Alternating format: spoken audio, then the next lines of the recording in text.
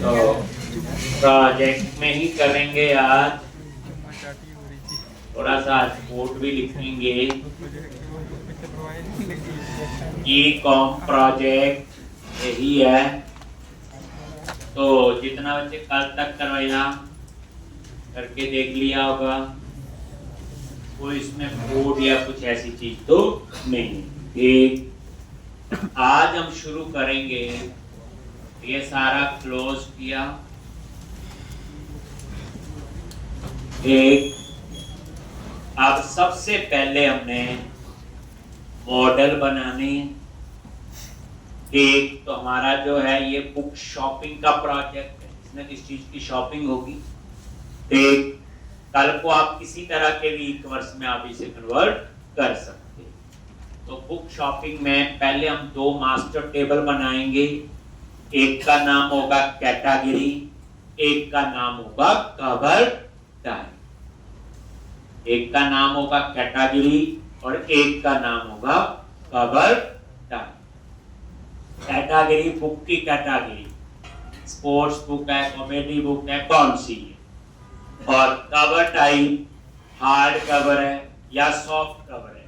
Hard cover के ज्यादा पैसे होंगे, सॉफ्ट कवर के कम पैसे होंगे। तो उस तरह से हमने ये दो मास्टर टेबल बनाने, जैसे कंट्री स्टेट बनाते थे।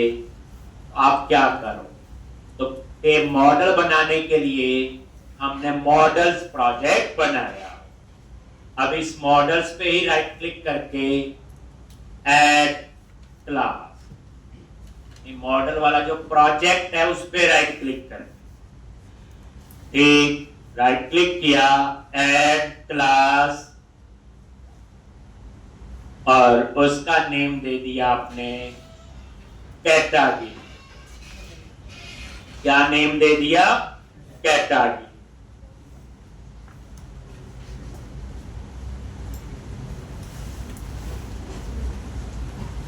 ठीक, अब ऐसे मेरे प्रोजेक्ट में 100 मॉडल भी हो सकते हैं, 200 भी हो सकते हैं, सारे हम इसके अंदर ही बनाए। तो ये देखो कैटेगरी डॉट CS, और यहां पे आ गया आपका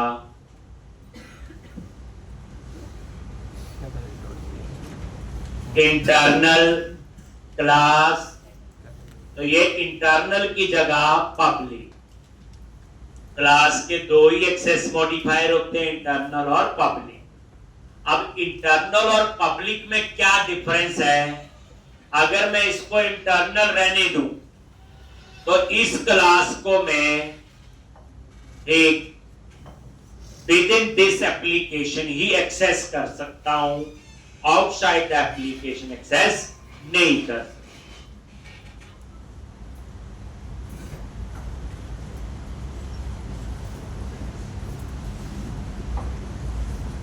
यानी कि ये जो मॉडल है,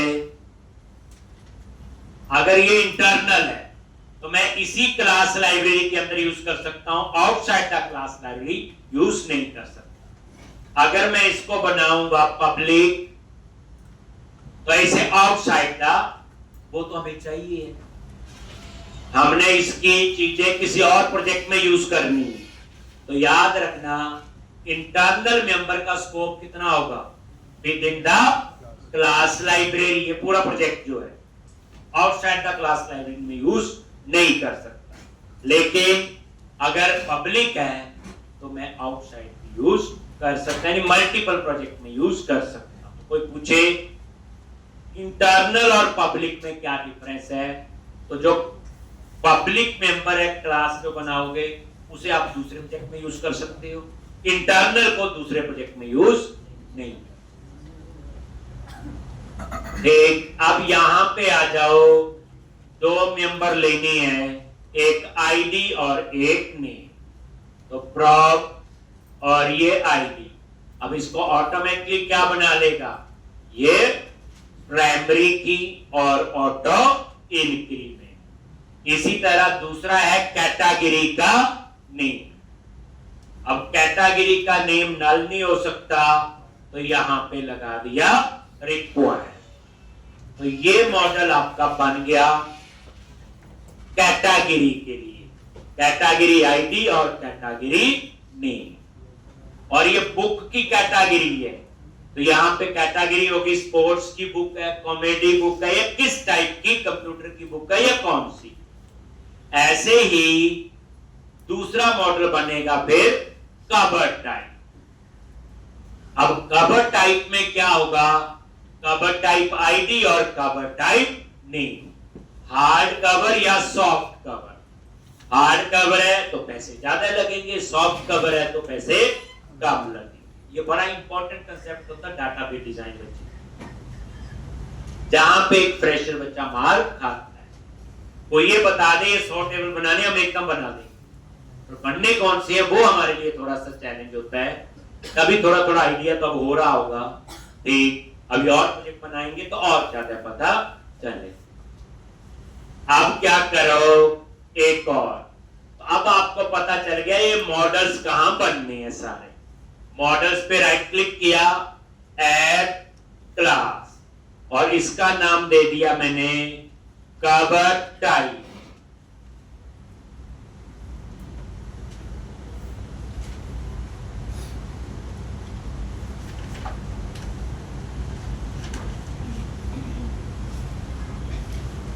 और ये ऐड कर,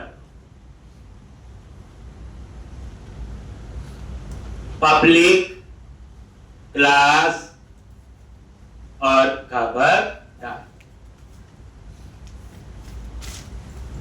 और ये आईडी और ये नेम। नेम को क्या कर दो आप लोग, रिक्वायर्ड।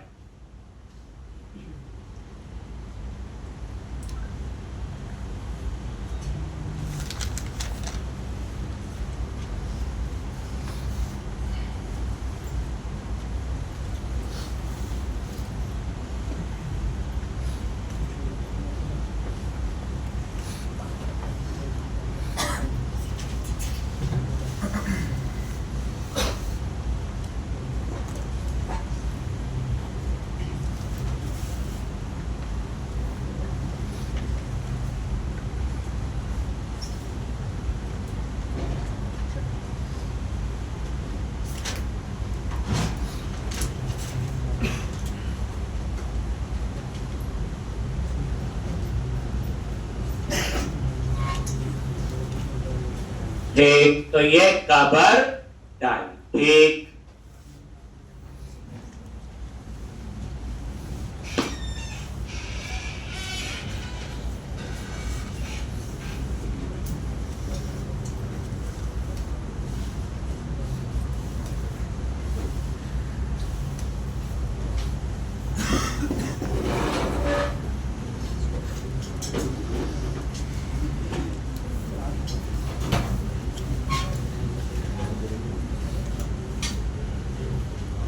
तो इस तरह से आईडी और नेम, तो ये कवर टाइप। तो दो ही मॉडल हमने बना लिए, एक कैटेगरी कवर टाइप, आने वाले टाइम पे और भी बने, बट ऑलरेडी 7 टेबल आपके बने होंगे, याद है।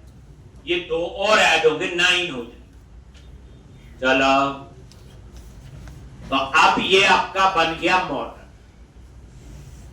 उसके बाद हम क्या करते हैं, एप्लीकेशन डीबी कॉन्टेक्स्ट में ऐड करते हैं।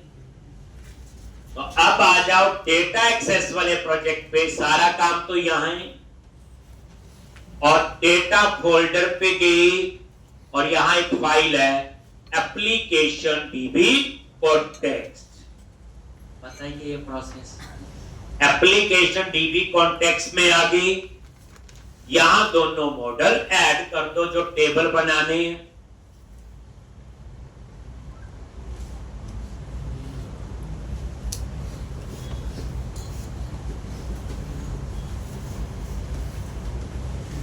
और यहां पे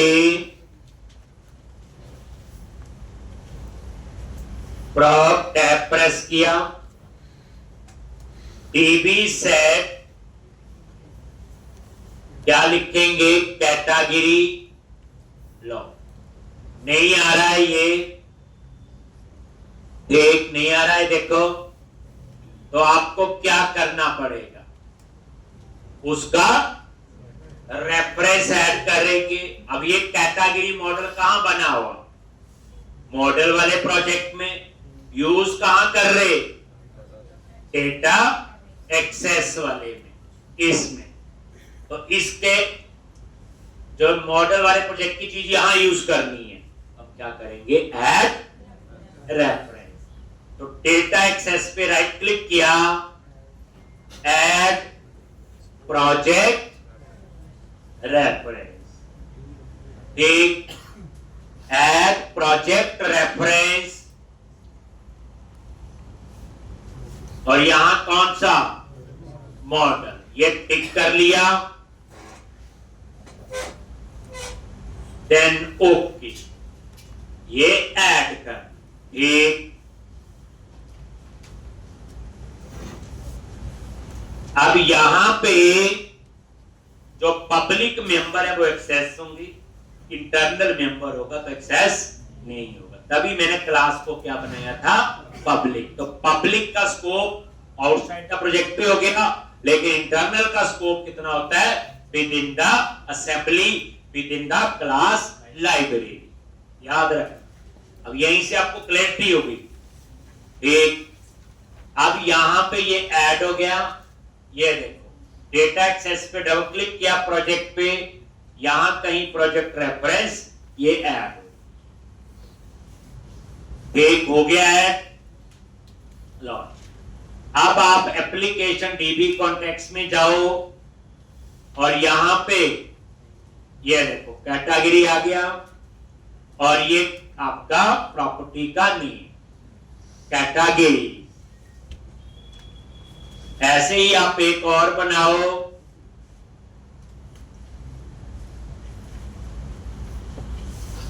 टीबी सेट,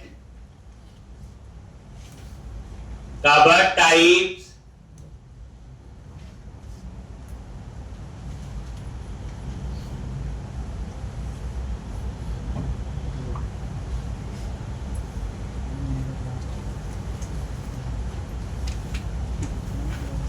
उसके बाद क्या करते हैं वो लोग, ऐड माइग्रेशन, अपडेट डेटाबेस।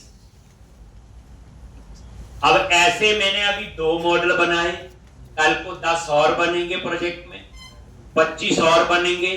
तो आप क्या करेंगे, मॉडल्स में जाएंगे, प्रोजेक्ट में मॉडल बना लेंगे, फिर उनको ऐड कर देंगे एप्लीकेशन डीबी कॉन्टेक्स्ट में, ऐड माइग्रेशन अपडेट डेटाबेस।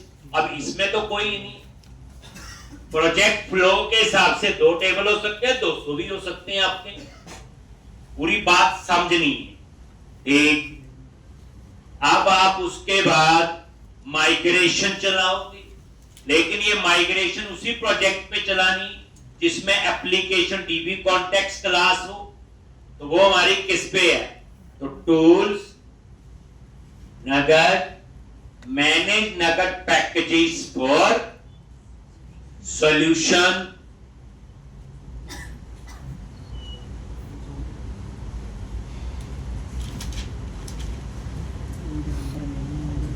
ये तो सही है ना, पैकेज मैनेजर कंसोल, ये चाहिए हमें, package manager console. Then select your project, data access, ये पॉइंट याद रखना है। वैसे बाकी में चलेगी भी नहीं, क्योंकि वो पैकेज इसी में इंस्टॉल किया हुआ, टूल्स, एस्को सर्वर और सारा। अब यहां पे आ जाओ, ये देखो क्या लिखते हैं, add hyper migration, add category, cover type, model.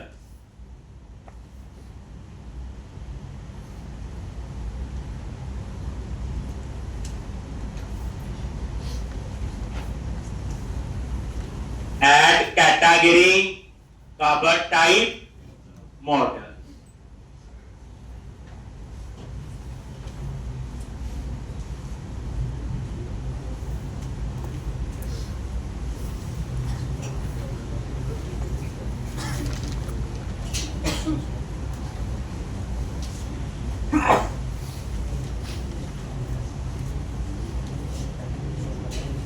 एक अब एक नई माइग्रेशन फाइल बन जाएगी। ये देखो क्या नाम रखा मैंने, add category cover type model, और इसकी माइग्रेशन फाइल देख लो कहां बनी है, data access migration add category cover type models एक, और यहां पे रेट टेबल और ये कैटेगरीज, और यहां पे ये देखो आईडी और नेम।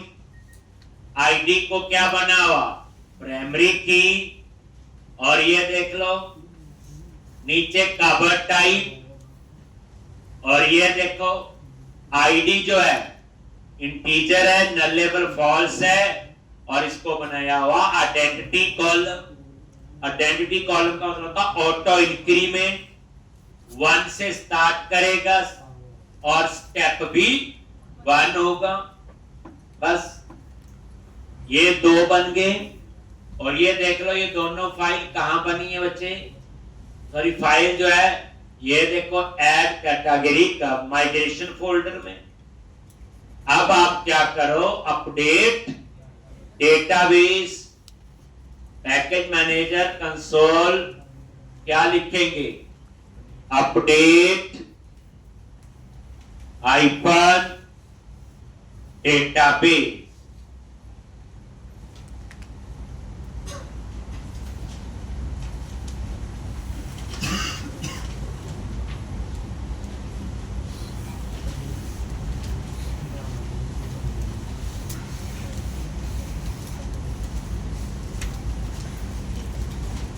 एक हो गया अपडेट, तो ये सारा क्लोज करो और चेक कर लो। व्यू में गए, SQL server object explorer, database में जाओ, देखो बन गया टेबल की नहीं, सर्वर एक्सप्लोरर ये आपका पहला इंस्टेंस होगा आपका भी, ये डेटाबेस और टीबी ecom 114 और टेबल, और ये देखो 7 टेबल तो पहले थे और 2 और ऐड होगी, कैटेगरीज और कवर टाइप। ठीक है जी, तो इस तरह से इतना काम तो आपका हो गया। अब नेक्स्ट स्टेप क्या कर लोगे, ऐसे किसी ने बोला 100 मॉडल बनाने हैं, बनाओ, एप्लीकेशन डीबी कॉन्टेक्स्ट में ऐड करो, ऐड माइग्रेशन अपडेट डेटाबेस। अब ये काम तो इजी था, प्रोजेक्ट के हिसाब से पता नहीं कितने टेबल बनने हैं, 10 बनेंगे, 20 बनेंगे या 100 बनेंगे। अब नेक्स्ट स्टेप पे अब हम बनाएंगे रिपोजिटरी पैटर्न, जेनरिक रिपोजिटरी बनाएंगे। जेनरिक का मतलब क्या होता है, पहले कहीं पे भी यूज कर सकते हो। जैसे हम बात करें अपनी, हम हर टेबल पे अप्लाई करना होता है, सेव, अपडेट, डिलीट, फाइंड और डिस्प्ले करने होते हैं। 5 ऑपरेशन तो अप्लाई करते हैं, सेव, अपडेट, फाइंड। तो हर टेबल का सेव बनाना पड़ेगा, अपडेट, डिलीट, फाइंड और डिस्प्ले। 2 टेबल है, 2 सेव बनाने पड़ेंगे, 2 update, 2 delete, 2 find, 2 display. 100 table है, 100 सेव बनाने पड़ेंगे, 100 अपडेट, 100 डिलीट, 100 फाइंड, 100 डिस्प्ले। क्या कोई ऐसा तरीका नहीं एक सेव का कोड लिखें, 10 पे भी चले, 100 पे भी चले और 1000 पे भी चले। उसके लिए हम बनाएंगे जेनरिक रिपोजिटरी। जेनरिक जैसे हम ये रन टाइम पे बताएंगे, हम एक ऐसी रिपोजिटरी बनाएंगे, उसको ये नहीं बताएंगे कि कैटेगरी मॉडल है या कवर टाइप, वो तो 100 और भी हो सकती हैं। तो हम ऐसी जेनरिक रिपोजिटरी बनाएंगे ठीक, जो किसी भी क्लास के साथ यूज हो जाए। हमारी रिक्वायरमेंट है ना सेवेबिलिटी फाइन डिस्प्ले। अब उसमें होता क्या है, टेबल टू टेबल क्या वेरी करता है, कॉलम्स, किसी में 2 होंगे, किसी में 4 होंगे, किसी में 100 भी होंगे, यही और तो कोई फर्क नहीं होता एक मॉडल में। तो हमारी जेनेरिक रिपोजिटरी ऐसी बननी चाहिए जो किसी भी टेबल के साथ काम कर ले, तभी तो जेनेरिक हो।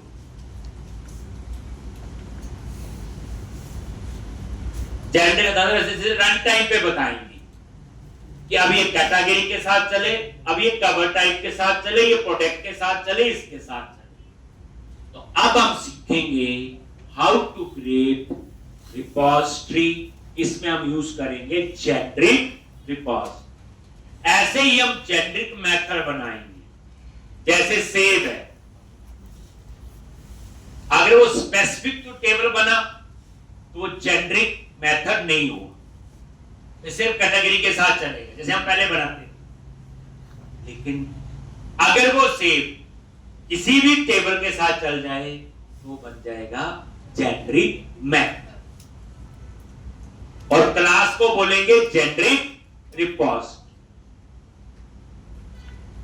अगर आप कोई स्पेसिफिक टू द मॉडल बना रहे हो, वो नॉन जेनेरिक रिपोजिटरी होगी, वो सिर्फ उसी के साथ काम करेंगे। तो हम यहां पे यूज करेंगे बच्चे जेनेरिक रिपोजिटरी। ये की जाती है यूज रीयूजेबिलिटी के लिए।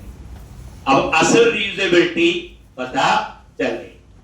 अब हम तो यही कहते थे ना कि ये क्लास ही बनी है रीयूजेबिलिटी के लिए, बट ये जो हम यूज कर रहे हैं ये इससे भी ऊपर एग्जांपल है आपका, जो हम रीयूजेबिलिटी का कांसेप्ट यूज। आप सॉलिड प्रिंसिपल पढ़ के आए हैं तो याद आ गया, उसमें रीयूजेबिलिटी भी है ना। कौन पढ़ के आए हो पहले ईमानदार, वही बात पूछनी करना वाला आपका, जो पढ़ के आए थोड़ा एक्सप्लेन कर दो, थोड़ा सा क्या जोर से।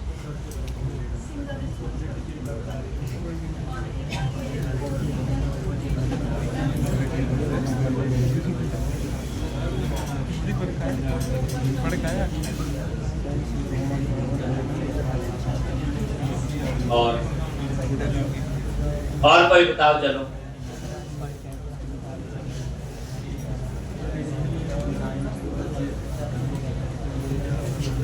आधा घंटा थोड़ा सा तुम बनाया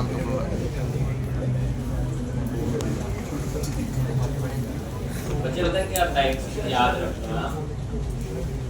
जैसे मैंने बोला जी सॉलिड प्रिंसिपल या सॉलिड आर्किटेक्चर एक्सप्लेन करो। अब आप किसी को बोलोगे मैंने प्रोजेक्ट बनाया, कंपनी में होता है इवैल्यूएशन कैसे, आपकी जॉब लग, आपको पता जाता है इंटर्नशिप पे रखते हैं पहले कंपनी, स्टाइपेंड वगैरह थोड़ा बहुत जो देते हैं। तो वहां पे क्या होता है बच्चे, जैसे आपने जो काम किया ना वो एक्सप्लेन करना, और एक्सप्लेन जो करना होता है 4 बंदे सामने बैठे होते हैं, 6, और प्रोजेक्टर पे आपने प्रेजेंटेशन देनी होती। अब वहां पे आप बोलोगे हमने सॉलिड प्रिंसिपल यूज किया, वो बोलेगा 1 मिनट लगा के एक्सप्लेन कर दे पहले ये सॉलिड प्रिंसिपल क्या।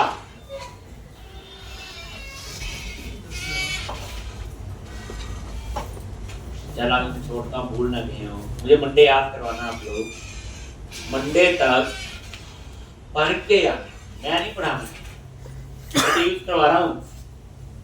उसमें है ओपन क्लोज रीयूजेबिलिटी जो मैं पढ़ा रहा हूँ। सॉलिड प्रिंसिपल लिखना थोड़ी है कोड में, वो कोडिंग थोड़ी है, वो कोडिंग नहीं, एक आर्किटेक्चर का नाम है, एक आपका स्ट्रक्चर है, एक प्रिंसिपल है, सॉलिड प्रिंसिपल है, ऐसे ही काम करना है। एक यही तो पता चलेगा जो मैं करवा रहा हूँ, हमारा प्रोजेक्ट जो है उस आर्किटेक्चर को फॉलो कर। मंडे तक पढ़ के आए और खड़े होके अपनी सीट से, जिसको कॉन्फिडेंस होगा, सबको नहीं बोलेंगे, एक जोर से बोलना, और ताकि सबको समझ आए एस एक ने एक्सप्लेन करना है, ओ एक ने, एल एक ने, आई एक ने और डी एक। कितने बच्चे हुए? 5 बच्चों ने। और हार्डली एक बच्चा 1 से 1.5 मिनट बोलना, 5 आप एक जो नहीं पढ़ के आएंगे उनको पढ़ा दोगे ना, उनको थोड़ी शर्म तो आएगी कि हम भी पढ़ के आए। एक पढ़ के आना सॉलिड प्रिंसिपल। एक मतलब कहने का जब हम प्रेजेंटेशन देखते हैं और प्रेजेंटेशन में बड़े ऊपर लेवल के बंदे बैठे होते हैं, एक तभी आपकी जॉब होती है। जो बड़ी बड़ी कंपनी गूगल, माइक्रोसॉफ्ट, ये कॉलेज से इंटर्नशिप रखते हैं, तो अब बोले जॉब नहीं होती, वो इंटर्नशिप होती है। इंटर्नशिप कंप्लीट होने पे जितना उसने काम किया होता है उसको पूरा प्रेजेंटेशन देनी होती है, उसकी ग्रेडिंग होती है, रैंकिंग होती है। अगर उस रैंकिंग में उनको सक्सेसफुल करते तो उनको ऑफर लेटर मिलते हैं। एक तभी कईयों को भेज देते हैं 6 महीने बाद, और आके वो बच्चे क्या बोलते हैं, कंपनी को काम नहीं कैसे भी। एक पर असल पिक्चर कुछ और होती है। देखो जिस कंपनी ने 6 महीने आपको स्टाइपेंड दिया, कंप्यूटर दिया, वहां बिठाया, एक इन्वेस्ट किया, कंपनी तो रखने के लिए किया था, पर हम 6 महीने में वो वैसा प्रूव नहीं कर पाए। तो इसलिए कहने का समझ गए होंगे कि अपने आप को, वहां तो कंपटीशन होता है, मैं इससे अच्छा करूं, मैं इससे अच्छा करूं, मैं इससे अच्छा करूं। और वहां भी जॉब जब आप इंटर्नशिप खत्म होती है, आपसे कमिटमेंट की होती है कि इतना आपको पैकेज मिलेगा। लेकिन अगर किसी ने इंटर्नशिप में बड़ा अच्छा कर दिया तो ग्रेड होती है, एक उसको एक स्टेप ऊपर की जॉब मिल सकती है जो किसी को 2 साल बाद मिलनी है। एक तो इसलिए मतलब कहने का थोड़ा सा जो पढ़ी है ना उसको एक्सप्लेन करना भी आना चाहिए। कई बच्चे यहाँ मार खाते हैं, पढ़ा भी होता, प्रैक्टिस भी होती, लेकिन बता नहीं। एक तो कोशिश करें, तो कोई मुश्किल थोड़ी होती है, हम बातें करते सीख लेते हैं, हम कोई टेक्निकली बुक थोड़ी पढ़ते हैं कुछ ऐसा। एक तो कोशिश करें कि इस तरह से पढ़ें और चीजों को एक्सप्लेन करना आना चाहिए। चलो तो अब हम लोग पढ़ेंगे रिपोजिटरी फैक्टर। पहले दिन से बताता हूँ कि हमारा उस पे बनता है, तो उसके लिए आप बच्चे डेटा एक्सेस प्रोजेक्ट में जाओ। डेटा एक्सेस प्रोजेक्ट पे राइट क्लिक करो, ऐड न्यू फोल्डर।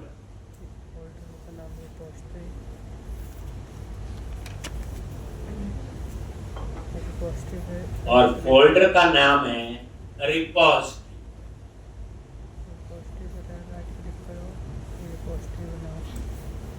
फोल्डर का नाम रख दिया रिपोजिटरी। ये रिपोजिटरी कीवर्ड नहीं है, पर पढ़ रहे हैं पहली बार तो इसलिए हमने यही नाम रखा। ये रिपोजिटरी नाम से फोल्डर बनाया डेटा एक्सेस में, इसमें हम क्लासेस बनाए। फिर रिपोजिटरी फोल्डर के अंदर एक सब फोल्डर बनाओ और उसका नाम रखो आई रिपोजिटरी। उसमें हम इंटरफेस बनाए। रिपोजिटरी पे राइट क्लिक किया, ऐड क्लास आई रिपोजिटरी। आई रिपोजिटरी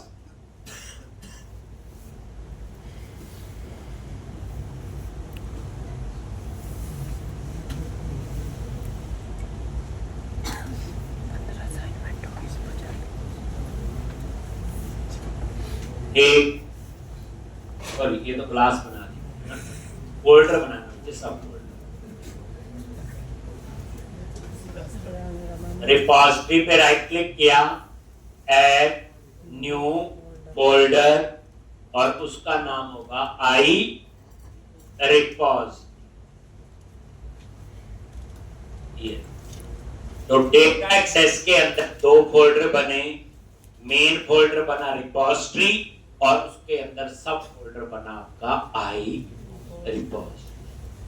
आई रिपोजिटरी में सिर्फ इंटरफेस ही बनी है, तभी आई लिखा है। क्या होते हैं इंटरफेस, क्यों बनाते हैं? पढ़े होंगे आप लोगों ने, क्यों बनाते हैं?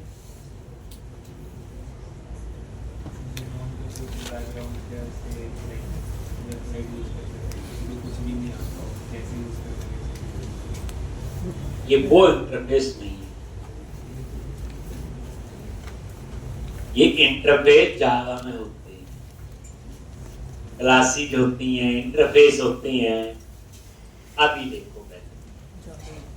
आई रिपोजिटरी फोल्डर पे जाओ, ऐड क्लास, आई रिपोजिटरी पे राइट क्लिक किया, ऐड क्लास, और यहां पे इंटरफेस,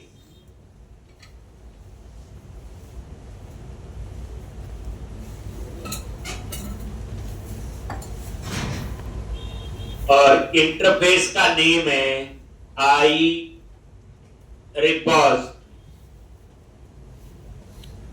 इंटरफेस का नेम है आई रिपोजिटरी।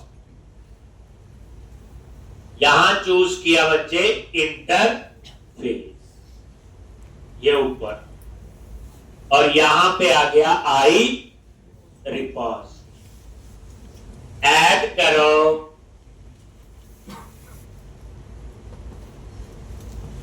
दो दिन आपको गड़बड़ी लगी। आई रिपोजिटरी क्या आपका ये इंटरफेस है, आई रिपोजिटरी फोल्डर में ही बनाए, और ये देखो यहां लिखा है, बट इसको इंटरनल नहीं पब्लिक ही करेंगे, क्योंकि हमें इस क्लास के बाहर भी यूज करना है। अब पता चल गया इंटरनल और पब्लिक में member, internal member with in the class library use होंगे उसी प्रोजेक्ट के अंदर, आउटसाइड द प्रोजेक्ट यूज नहीं। तो क्या नेम दिया, पब्लिक इंटरफेस, और आगे इंटरफेस का नेम। अब ये इंटरफेस क्यों बनाते हैं और इसमें क्या होता है? तो पहली बात, interface always use for declaration, इसमें सिर्फ मेंबर डिक्लेयर होते हैं, इसमें मेंबर डिफाइन नहीं हो।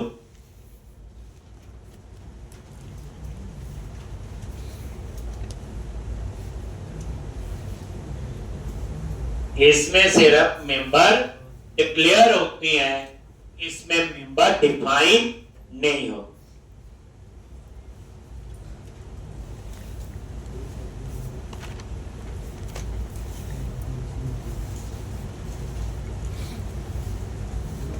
क्लियर है? यानी इसमें मेंबर सिर्फ डिक्लेयर होते हैं बट मेंबर डिफाइन नहीं हो,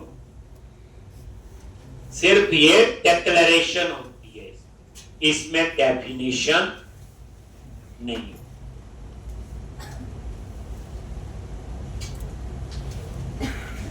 एक डिक्लेरेशन और डेफिनेशन में पता, जैसे मेथड बनाते हो डिक्लेयर कर दिया, उसका कोड नहीं लिखता, दैट इज डिक्लेरेशन, और डेफिनेशन हम कहीं और लिखते हैं। तो इंटरफेस हमेशा किसके लिए यूज होती है?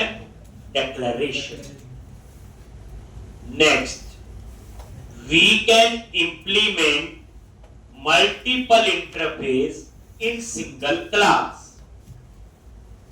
We can implement multiple interface in single class.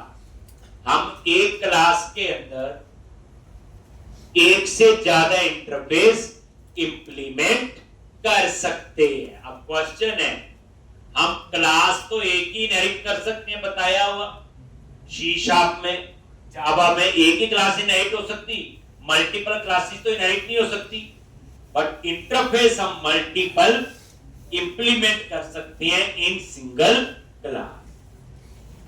We can inherit interface within the interface, we can inherit interface within the interface.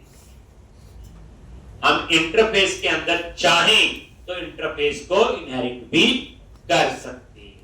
अब एंड में अगर मैं बोलूं तो इंटरफेस हम क्या करते हैं, कॉमन इंटरफेस बना लेते हैं, उसमें मेंबर डिक्लेयर करते हैं, जहां जरूरत होगी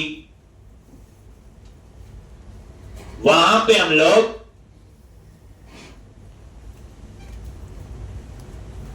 जहां जरूरत होगी वहां पे हम उसको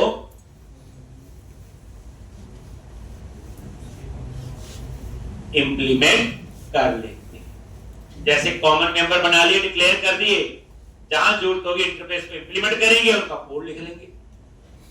तो इसमें हम केवल स्टैंडर्डाइज कोड लिख देते हैं, डिक्लेयर कर लेते हैं स्टैंडर्ड मेंबर जो हर जगह यूज करने हैं, जैसे मैं यहां पे लिखूं।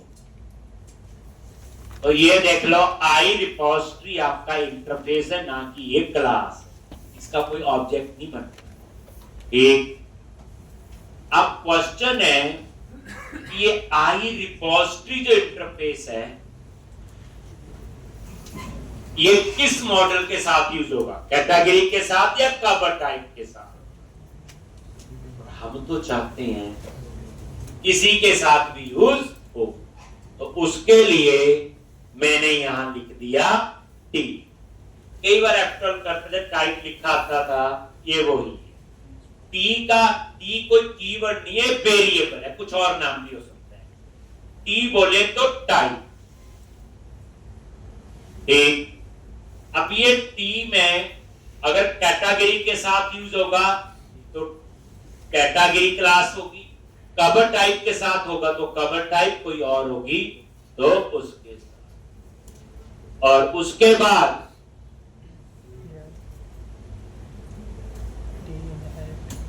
वेयर टी आपकी क्लास ही होनी चाहिए, ये हमारी रिक्वायरमेंट है। और ये पहली बार देखा होगा, वेयर भी लग जाता है यहां।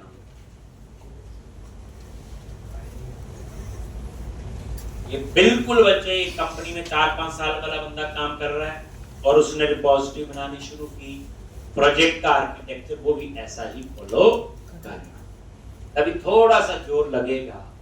यानी जब पूरा फ्लो कंप्लीट होगा ना, अभी तो शुरू हुआ है, पूरा फ्लो जब स्क्रीन बनेगी, एंड तक डाटा पहुंचेगा, आएगा, तब आपको सारे स्टेप्स, फिर उसकी आप एक डायग्राम बनाओगे नोटबुक पे कि ये फ्लो कैसे काम कर रहा है। तो इसलिए अभी आप इतने कंफ्यूज नहीं। टी क्लास होगी, क्लास कोई भी हो सकती है, मतलब होगी तो क्लास। अब हम यहां पे मेथड बनाएंगे, वही सेव, अपडेट, डिलीट, फाइंड और डिस्प्ले।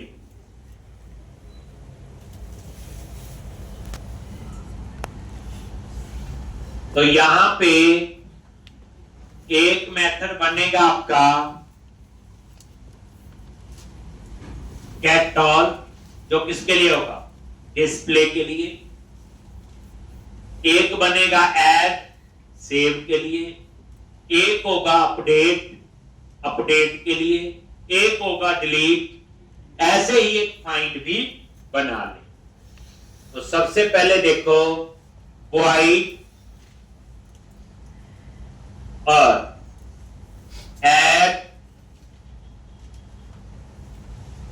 और ये आपका ये मेथड डिक्लेयर हुआ है। पहली बात, इंटरफेस पब्लिक है तो उसके मेंबर भी ऑटोमेटिकली पब्लिक होंगे, हमें आगे पब्लिक लिखने की जरूरत नहीं। रिटर्न टाइप कोई नहीं, वॉइड दे दिया, क्योंकि ऐड में तो सेव ही होता है। लेकिन सेव किसको करना है, टी को। टी में मे भी कैटेगरी हो, कवर टाइप हो, या कोई और मॉडल भी हो सकता। इसी तरह से वॉइड, ये अपडेट, सेव, ये अपडेट के लिए,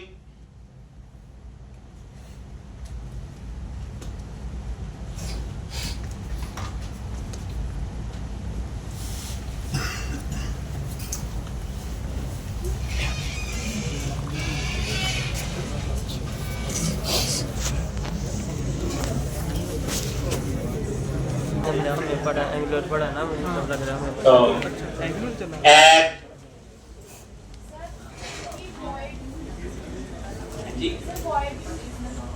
वाई बच्चे रिटर्न टाइप है। अगर आपने कुछ नहीं रिटर्न करना हो तो हम क्या लिख देते हैं, वॉइड है। तो सी में भी सेम होता है, सी प्लस प्लस में भी, इसका कोई एक्स्ट्रा नहीं। ठीक, इसके आगे पब्लिक नहीं लगाया बस, क्योंकि इंटरफेस पब्लिक है तो उसके मेंबर भी पब्लिक। ठीक, आप इसे देखो सेव अपडेट का ही कोड। अब उसके बाद में यहां पे डिलीट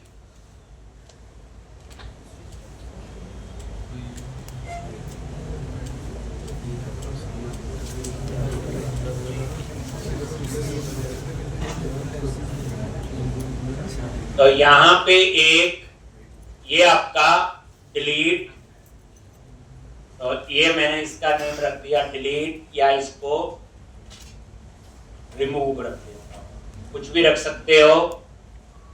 और यहां पे दो तरीके से रिमूव करने का प्रोविजन दे देंगे।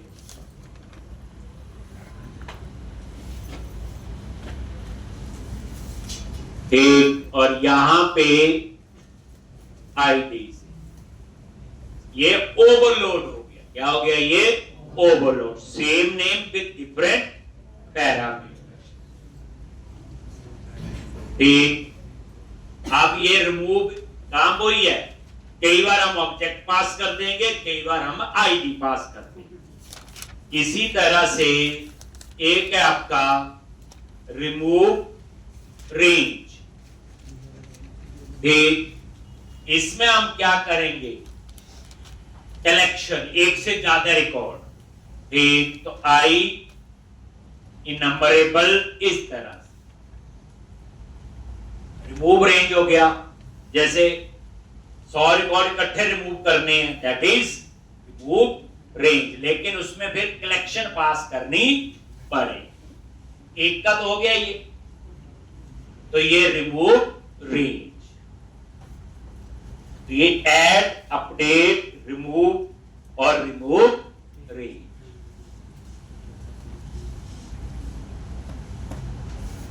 ये तो सिर्फ मेथड डिक्लेयर कर रहे हैं, क्या लिखवाया इंटरफेस में, सिर्फ डिक्लेरेशन होती है, डेफिनेशन नहीं। अब यहां पे एक हम बनाएंगे एक फाइंड के लिए, तो ये फाइंड और ये इसकी रिटर्न टाइम, ये वही फाइंड है जो आपको पता है, जो हम फाइंड लिखते थे।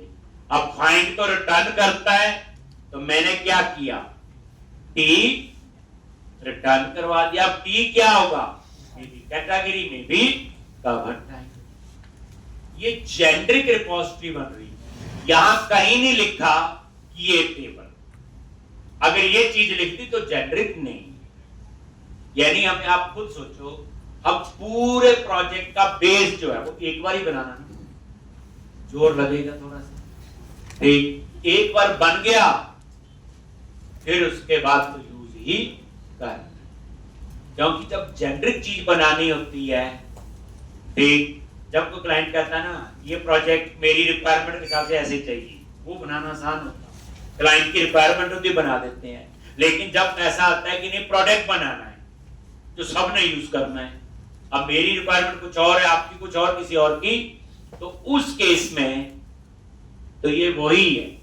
अब ये जेनरिक रिपोजिटरी में ऐसी बनवा रहा हूं, इसको कोई लेना देना नहीं, ई कॉमर्स का प्रोजेक्ट है, कोई कुछ भी बना लो, यही स्ट्रक्चर आपका हर प्रोजेक्ट में चलेगा। मॉडल बनने बाकी तो एक, अब हम बनाएंगे डिस्प्ले का, और ये अब रखेंगे गेट ऑल। अब इसमें क्या क्या प्रोविजन होगा, कलेक्शन, ये डिस्प्ले का है, गेट ऑल। अभी तक जितना का हम यूज करते थे तो हम तो लिख देते थे context.employee.toList, गेट ऑल हो गया, ये होता था ना हमारा, अंडरस्कोर context.books.toList, गेट ऑल है, तो गेट ऑल वही, लेकिन ये जेनरिक मेथड बन रहा है।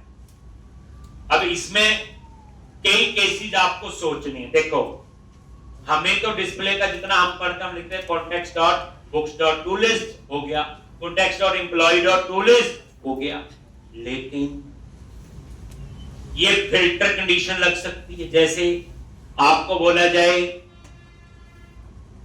स्पेसिफिक रेंज सैलरी वाले एम्प्लॉय देखने हैं, जैसे select star from table name where salary between this and this, तो क्या हुआ, है तो डिस्प्ले का कोड। अब उस सैलरी रेंज में 100 एम्प्लॉय तो 100 रिकॉर्ड आएंगे। अगर स्पेसिफिक डिपार्टमेंट के एम्प्लॉय देखने हैं तो select star table name where department, अब एक डिपार्टमेंट में 100 एम्प्लॉय भी हो सकते हैं, तो कोड तो वो भी डिस्प्ले का ही है ना, पर फर्क क्या हो रहा है, फिल्टर कंडीशन जो है वो चेंज हो, क्या चेंज हो रही है, फिल्टर, जो हम अभी तक नहीं करते थे, बट यहां तो प्रोविजन देना पड़ेगा हमें, रिक्वायरमेंट कुछ भी हो सकती है प्रोजेक्ट में। एक ये ध्यान रखना है, दूसरा हमें ध्यान रखना है सॉर्टिंग चाहिए। जब इतना डेटा आएगा तो सॉर्ट करना है नहीं करना है, तो सॉर्टिंग का प्रोविजन भी चाहिए। तीसरा मल्टीपल टेबल, जैसे इंक्लूड लिखते थे, आपकी क्वेरी में मल्टीपल टेबल ज्वाइन करके जो डाटा आता है, तो मेरा मतलब कहने का यहां हमें फिल्टर कंडीशन भी देनी है, यहां पे हमें सॉर्टिंग भी देनी है, यहां पे हमें मल्टीपल टेबल का प्रोविजन भी देना है, लेकिन ये जेनरिक होगा। किसी में फिल्टर कंडीशन चाहिए, किसी में नहीं चाहिए, किसी में सॉर्टिंग चाहिए नहीं चाहिए, किसी में एक ही टेबल होगा, किसी में 5 टेबल से डाटा आएगा। मतलब जब जेनरिक चीज सोचनी है वो सभी के उसके हिसाब से सोची जाती है। तो यहां पे पहला हम फिल्टर कंडीशन के लिए वेरिएबल लेंगे और वो कैसे लेना है। ठीक, अब यहां पे इसमें आ जाओ, एक्सप्रेशन,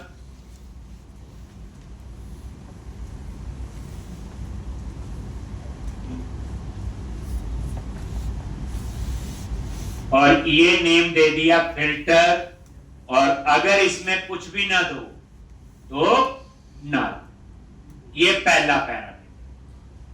अब एक लो लेवल प्रोग्रामिंग है जो हम करते थे, इसके ऊपर का लेवल होता था। अब ये देखो, जो फिल्टर कंडीशन लगेगी, आप इसको ज्यूम करो कि फिल्टर ऐसे select star from table name where department number 10। अब डिपार्टमेंट नंबर 10 में 25 एम्प्लॉय है, तो फिल्टर कंडीशन हिसाब से काम करेगी, वो फिल्टर कंडीशन हम लोग यहां पे देंगे। ठीक, अब ये जो है आपका, उसके एग्जीक्यूट करने के लिए आपको ये एक्सप्रेशन यूज करनी पड़ेगी, और ये कॉल बैक फंक्शन। अगर आपकी कोई फिल्टर कंडीशन नहीं है तो बाय डिफॉल्ट इसमें क्या आ जाएगा, बोलो नल। मान लो नहीं करना, आपने ये लिखना है context.employee.toList, तो इसमें पैरामीटर पास ही नहीं करेंगे, नहीं पास करेंगे तो बाय डिफॉल्ट क्या होगा, नल, तो हमें एरर नहीं देगा, और ये कंसीडर हो जाएगा फिर ऑप्शनल पैरामीटर। अब उसके बाद ऑर्डर बाय, क्या चाहिए हमें, ऑर्डर बाय। उसके लिए क्या होता है आपका function I queryable comma I ordered queryable, ये ऑर्डर बाय के लिए, आई क्वेरीएबल ऑर्डर क्वेरीएबल, और यहां पे ऑर्डर बाय कुछ नहीं दिया तो यहां दे दिया नल। ये सॉर्टिंग के लिए होती है। अब देखो, आई क्वेरीएबल इंटरफेस बना हुआ मैंने नहीं बनाया, आई ऑर्डर क्वेरीएबल भी बना हुआ इंटरफेस। अब हम भी ऐसे तो बना रहे हैं, आई रिपोज, वो भी इन्होंने भी जहां आई लगाया वो इंटरफेस ही होती है। ये बच्चे तब पूरा समझाएगा जब इसका पूरा लॉजिक लिखूंगा और इसको इंप्लीमेंट करूंगा, इसलिए आप इसमें ज्यादा कंफ्यूज नहीं होंगे। मीनिंग याद रख लो बस, गेट और डिस्प्ले के लिए फिल्टर का प्रोविजन दे दिया, सॉर्टिंग का। अब मल्टीपल टेबल के लिए हम एक स्ट्रिंग टाइप का वेरिएबल ले लेंगे, इंक्लूड प्रॉपर्टीज, और अगर इसमें भी कुछ नहीं पास किया तो बाय डिफॉल्ट नल हो। मल्टीपल टेबल पास करेंगे यहां पे, जब दो टेबल से डाटा आ रहा है तो हम लोग एक टेबल का नाम कॉमा दूसरे टेबल का नेम, तो इंक्लूड प्रॉपर्टी वही लिखते नहीं थे, include dot include country state city वाला वही है। ये आपने क्या किया, मान लो दो टेबल से डाटा आएगा तो हम ऐसे पास करेंगे, कमेंट बनाया बच्चे आगे, category comma power type, category comma power type. ये हो गया आपका इसका कोड, बोलो डिस्क कोड का डिक्लेयर हुआ, एक रह गया क्या, फर्स्ट और डिफॉल्ट, क्योंकि जो फाइंड है गेट जो है वो फाइंड है, फाइंड के पता ही है सिंगल टेबल पे अप्लाई होता है और प्राइमरी की पे काम करता है। अब हम एक और बनाएंगे, फाइंड का नाम रख देंगे फर्स्ट और डिफॉल्ट, और उसमें मैं यहां पे ये लो जी फर्स्ट और डिफॉल्ट,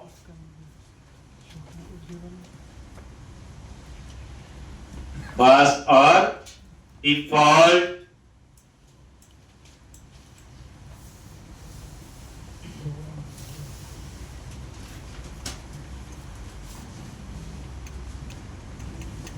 एक फर्स्ट और डिफॉल्ट। इसमें क्या होगा बोलो, फिल्टर कंडीशन होगी, जैसे select of table name where email this, filter तो कंडीशन होगी, वो तो सेम जो ऊपर लिखा हुआ एक्सप्रेशन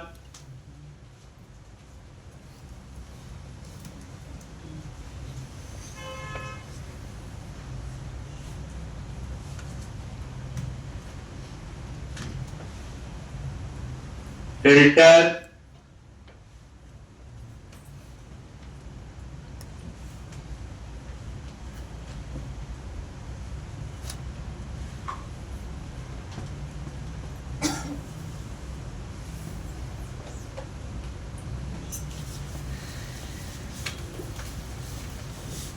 ये फिल्टर कंडीशन, लेकिन ये फिल्टर मल्टीपल रिकॉर्ड नहीं देगी, एक ही देगी।